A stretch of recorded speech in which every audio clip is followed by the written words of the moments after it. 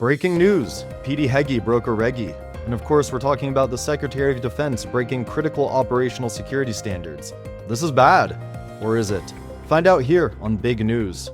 On March 13th, U.S. Defense Secretary Pete Hegseth inadvertently included a journalist in a Signal group chat discussing sensitive military operations against Yemen's Houthi rebels, leading to a significant security breach and straining U.S. relations with allies. The Signal group chat messages included sensitive operational details about imminent U.S. military strikes against Houthi targets in Yemen, such as specific targets, weapon systems to be used, and attack sequencing. But does anyone really give a or is this just more hand-waving by the Democrats to slow down American progress and neuter this nation's greatest warriors? We're not sure, but in order to understand more, we need to know how this leak occurred and what the hell we're doing in Yemen. Since November 2023, Yemen's Iran-backed Houthi rebels have intensified attacks on commercial vessels in the Red Sea, significantly disrupting global shipping routes. These assaults have compelled numerous companies to reroute ships around Africa's Cape of Good Hope, adding approximately 11,000 nautical miles and incurring an extra $1 million in fuel costs per voyage. In response, the United States initiated Operation Prosperity Guardian in December of 2023, a multinational coalition aimed at safeguarding maritime navigation within the region.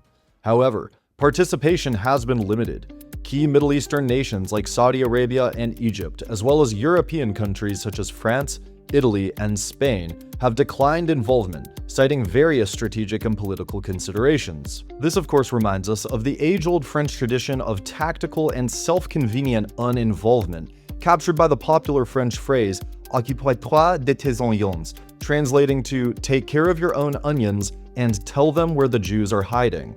Given that other members of the multinational coalition declined to provide real military support, the US decided to take matters into its own hands and initiate strikes on the Houthis unilaterally.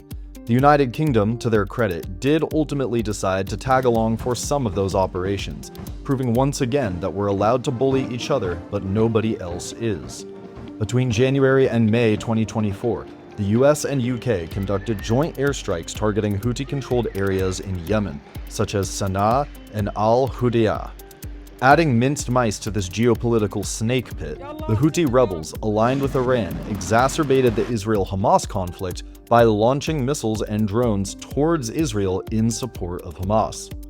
All of this provides the backdrop for why Secretary of Defense Hegseth and other members of the US military establishment were in a group chat playing Call of Houthi. But why did that chat leak, and what are the consequences?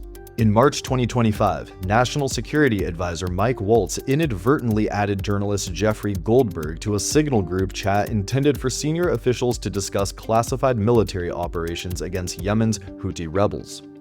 Unaware of Goldberg's inclusion, participants, including Defense Secretary Pete Hegseth, shared sensitive details about impending airstrikes. Goldberg's subsequent publication of these exchanges exposed significant lapses in information security within the administration.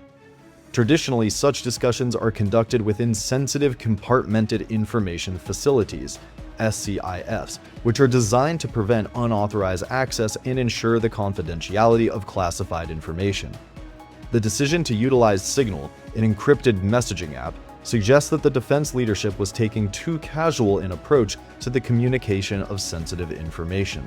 Does such a faux pas indicate a lack of professional judgment on the part of Hegseth, and does the failure cast doubt on his credibility as Secretary of Defense? Furthermore, should we permanently rephrase the term faux pas as fox paws to get back at those cheese-eating surrender monkeys? Certainly, this report has raised more questions than it's answered. We hope you'll stick with us as the facts on the ground continue to roll in. Until next time, it's been a pleasure. This is Big News.